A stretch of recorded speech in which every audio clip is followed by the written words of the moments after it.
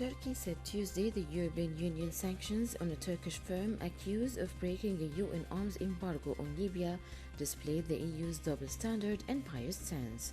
The EU Monday froze the assets of a Versailles shipping whose cargo vessel Kirken was involved in a naval incident between NATO members France and Turkey in June. The EU has accused the company of using the ship to smuggle weapons to Libya. Ankara denies the arms trafficking claims and says the ship was carrying humanitarian aid.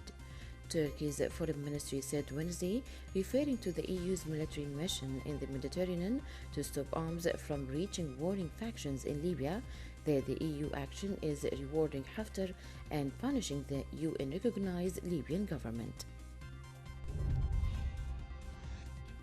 UN Secretary General Antonio Guterres on Tuesday deplored the lack of multilateral solutions to global challenges as he opened a summit for the World Body's 75th anniversary.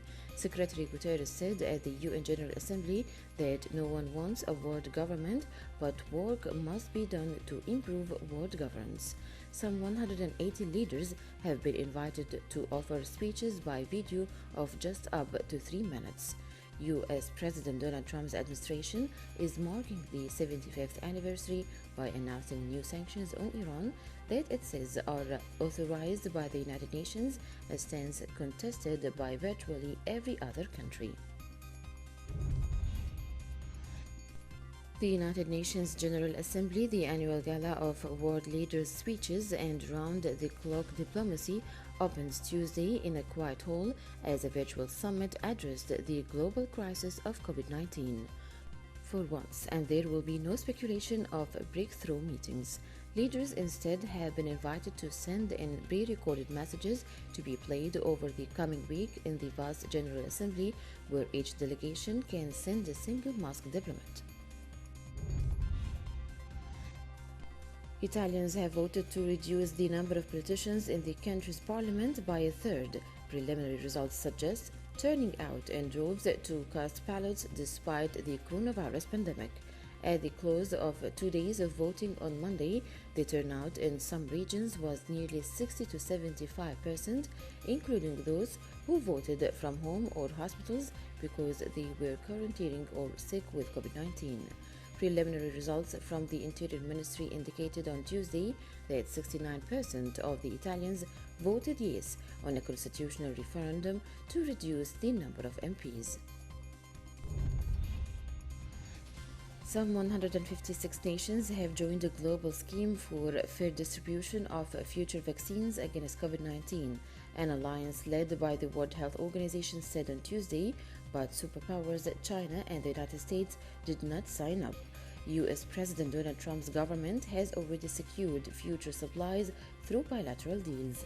China was also missing on the list of 64 rich nations who joined the so-called COVAX plan to deliver 2 billion vaccine doses round the world by the end of 2021, prioritizing healthcare workers and the vulnerable. But alliance officials said dialogue continued with Beijing. Madrid's regional government chief requested the army's help on Tuesday to fight the coronavirus surge in and around the Spanish capital, where local authorities have ordered a partial lockdown of some poorer areas, prompting protests during the weekend. At the height of the first wave of the epidemic in March-April, Spain deployed thousands of troops to battle the outbreak, and a recent spike in infections, peaking at over 10,000 per day, took cumulative cases above 640,000, the highest in Western Europe. The president of the Community of Madrid said the government needs help from the army for disinfection and so strengthen local police and law enforcement.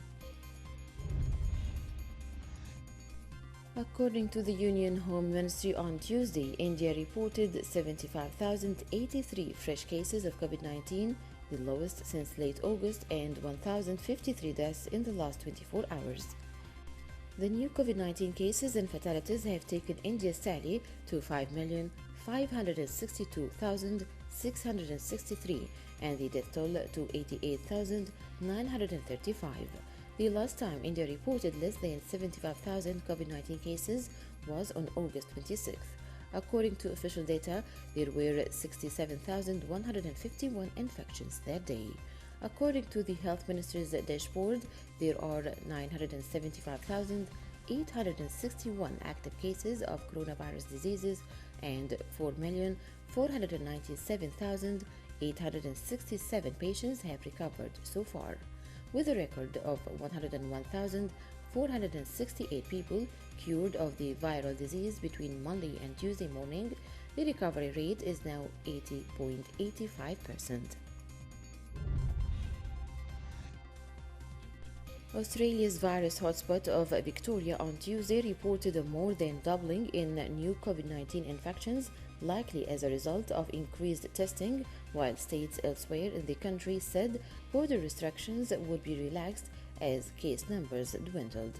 Officials said the northeastern state of Queensland would open its borders to parts of neighbouring New South Wales, the country's most populous state, amid growing confidence that Australia's second wave of infections have been contained. New South Wales has maintained new daily infections in the single digits since September 11th, reporting only 2 cases in the past 24 hours, both of which were overseas travelers already in quarantine.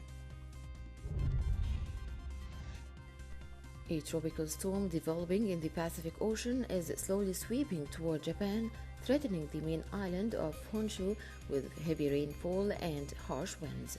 Tropical storm Dolphin has sustained winds of up to 82 km per hour as of Tuesday morning.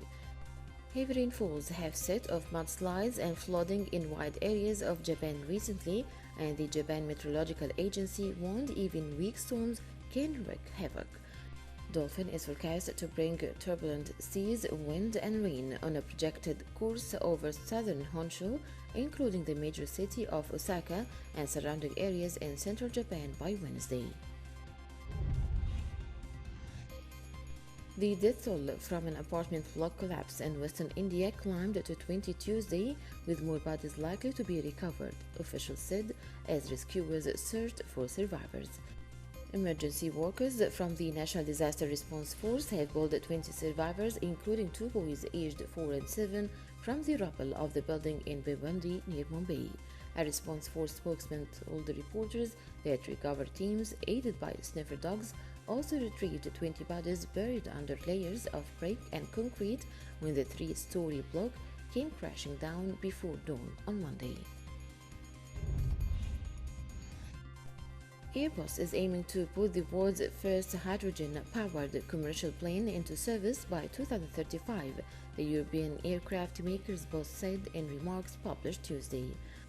Hydrogen is a clean fuel emitting only steam, but whether it's green depends on the carbon footprint of the fuels used to produce it.